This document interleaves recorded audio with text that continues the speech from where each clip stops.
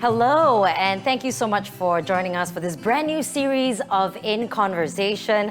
I'm Charmaine E, and I will be your host today, balancing your portfolio, understanding the multi-asset approach. And in our studio right now, I've got two lovely gentlemen joining me. I'm so happy to be introducing the both of them right now.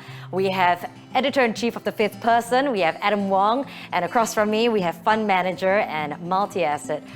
He manages that from Schroders. We have Kin Weng, and I'm just going to call you Adam and Kin Weng from here on, if that's okay. Sure. Yep. And I'm curious to know more about multi-asset investment because I am slowly learning this world, but you are going to be bringing us a different perspective. Multi-asset used to be called the balanced portfolio, a static equity and bond mix. So in the past, most people will be invested into a 60% equities and 40% bonds portfolio, and we call it a balanced portfolio. It's static, it doesn't really change over time. Now, however, the more recent investment thinking is that a person's life is not static. Yeah. So neither are their investment goals.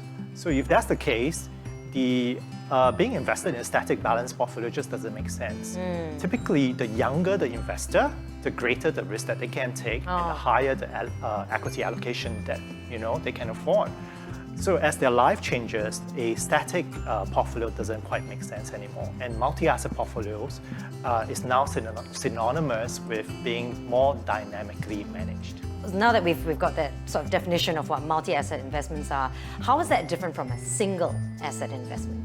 Well, if you're just investing in a single asset, you just have exposure to that single asset class. So for example, if you're just investing in stocks, then stocks as a whole is a rather volatile instrument compared to, let's say, bonds, or even the property market, because it goes up and down. And have you seen with the pandemic, it can be really scary for some people, where the market just goes down 40% over a period of time, really quickly as well. So if you just have exposure to one asset class, you just have that risk exposure, and you just have that exposure to that particular characteristic of that asset class. And that may not be suitable for most people, because someone could be a bit more risk averse. They may not be able to take that roller coaster on the stock market. They may be more suitable for bonds or something else that's safer, more stable. But then not everyone, it's not an either or situation. Doesn't mean you got to be 100% in stocks, 100% in bonds. So you can have a mix of both. This roller coaster story I want to share is that I was in Malaysia, I think many years ago. I was at Sunway Lagoon, and I was with my friends, and then there was this roller coaster that was over there. Okay, it looked like the simplest roller coaster that you can find over there. Nothing fancy, not like Battlestar Galactica that you see right. studios. That's like this is. Which Kin Weng you look like you're familiar with. Oh yeah, that was like tripped out. You've been on that. So this was like a simple thing, just a bar over your knees, and you sit in that. And it looked like a really slow roller coaster. Okay. So when we got on the thing, it went up the hill. Really slow. Rickety. And we were just expecting the smoothest, enjoyable roller coaster. Okay. Because it just looked so simple. Yeah. And then it just went down, and then we almost popped off our seats because the bar wasn't exactly the secure. Right. Oh, that's scary.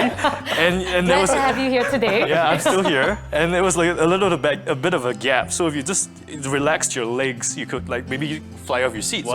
So we literally like flew off our seats when it went down, and we were just hanging on for dear life the whole time. Right. So that was like a roller coaster. Like that was, I think, the most scary roller coaster I ever had in my life. So I think the analogy that I can pull back here is that I thought that roller coaster was going to be easy. But when it comes to investing, I think it's the same thing, that sometimes you think that there's no risk involved, or you're not familiar with this particular asset class or whatever you're investing in, and you just go right in. Yeah. And you find out that you're not secure, and then you're in for a ride for your life. Yeah. So I don't think you want to do that with your money or with your life, right? So we want to make sure that we're prepared for what we're getting into. You want to stand there, you want to look at people get off the roller coaster, look at the look on their faces. I now realize that when we were queuing up and everyone was walking after finishing the ride, all of them were laughing. Multi-asset investing, I'm really happy to be doing this because it fits very well with my investment philosophy as well. Multi-asset investing is for the long term. If you want to play multi-asset investing for the short term, I think that there could be room for disappointment. But when you use multi-investing to meet a certain objective, a financial goal in the future. What's short term, if you don't mind me asking? Short term is again the day traders. I think what they're Right. doing is short term. I see. For someone who is punting on the stock market, thinking that maybe they want to come up with 20% returns in 2 months or 3 months, I would say that's very short term investing. If you have a longer term perspective, I say it's great for your blood pressure. It also makes you less anxious. Yeah. And over time, you do see, just because of economics and accumulation of earnings, right, in the companies, it just means that the chances of you meeting that objective is a lot higher than you trying to punt on volatility. Where's my starting point? What should I be considering first? I think- Adam, maybe? Yeah, I think we've mentioned already that you don't want to spread yourself too thin. Yeah. So I think understanding what you're investing in is so important. So the different asset classes, you have to take the time to understand it. And it's like a pyramid. I mean, if I just put this out here. Oh, right, you're using right, the cups right. again. So I you're love using that. the cups, right? I didn't think we were going to bring the cups back on, but So, I mean, alas, we are. I think a lot of times this could be a typical asset portfolio for someone. So they have a solid, steady base of bonds, maybe cash, CPF, dividend stocks that are super stable, and then you go to more risky assets like growth stocks and stuff like that. And the very top, maybe you take some crazy risks up there. I don't know, maybe 1% of the portfolio. So this is something that a lot of people would identify with, they're very comfortable with. You want to make sure that your base is stable, because if you're going to take any risks and something goes wrong, it's fine. You're still standing up. Nothing goes wrong with you. But if your base is kind of like you're balancing on 1 cup, and then you have 3 cups on top, and then it topples over, like how I was toppling over. Earlier. He was doing great. He's redeemed himself with his, This is my comeback. analogy. I love So that. it's like if your base is settled, Yeah. even though you get knocked off the top, Sure. you lose some risky investment. This is taken care of. What are some tips that you've maybe learned along the way that you'd love to share?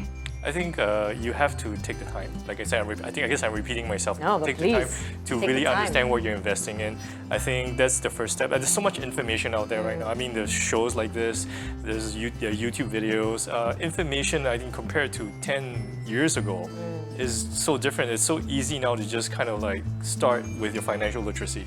It's just accessible right there. Your phone, whip it out. Take the time to understand it, and you don't have to rush in. I mean, you can read about it, you can familiarize yourself with it. That doesn't mean you got to get in straight away. But once you're comfortable with what you're getting into, and you take baby steps, and you start building your base, and then as you get better and more experience, you can just build up your pyramid, core satellite portfolio as well. Same thing. You get better at things. Go for a multi-asset solution that's befitting your risk profile. Speak to your financial advisor, and they will be able to help you recommend the right portfolio. I mean, the one thing that I keep hearing quite often in today's session was find the right fit for you. From the studio, till next time, I'm Charmaine He. From the two gentlemen here, thank you so much for being here, Adam and Kin Weng. Truly, truly appreciate it, and we look forward to seeing you next time for In Conversation. Stay well and stay safe.